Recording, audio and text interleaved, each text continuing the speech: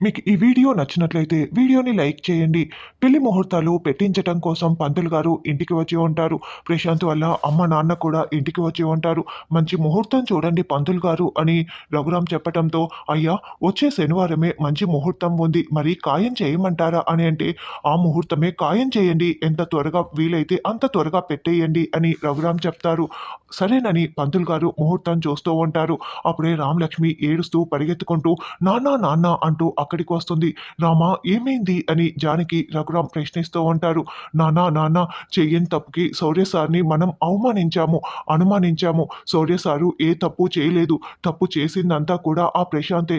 గుళ్ళో నాకు పానకంలో మత్తు మందు కల్పించింది, నన్ను పాడు చేయాలని చూసింది, మరి శౌర్య సార్ కాదు, ప్రశాంతే నాన్న ఇవన్నీ చేయాలని చూసింది.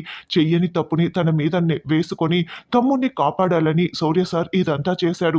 శౌర్య సార్ది ఏ తప్పు లేదు. శౌర్య సారు చాలా మంచివాడు, ప్రశాంతే చెడ్డవాడు. తమ్ముణ్ణి కాపాడడం కోసమే శౌర్య సారు ఈ నిందని తనపై వేసుకున్నాడు అని రామలక్ష్మి ఏడుస్తూ మొత్తం నిజం చెప్పేస్తుంది. దాంతో ప్రశాంత్ వాళ్ళ అమ్మా నాన్న ఇద్దరు టెన్షన్ పడుతూ రామలక్ష్మి మాటల్ని వింటూ ఉంటే రఘురాం చాలా కోపంతో రగిలిపోతూ ఈ మాటల్ని వింటూ ఉంటాడు.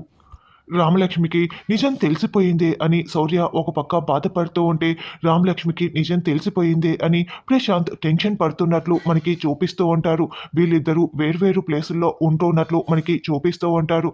నాన్న శౌర్య సార్ ఏ తప్పు చేయలేదు నాన్న, మంచివాడు నాన్న, మంచివాడు నాన్న అని రామలక్ష్మి చెప్తూ ఉంటుంది. మరి రఘురాం ఇప్పుడు ఎటువంటి నిర్ణయం తీసుకుంటాడన్నది రానున్న ఎపిసోడ్లో తెలుసుకుందాం.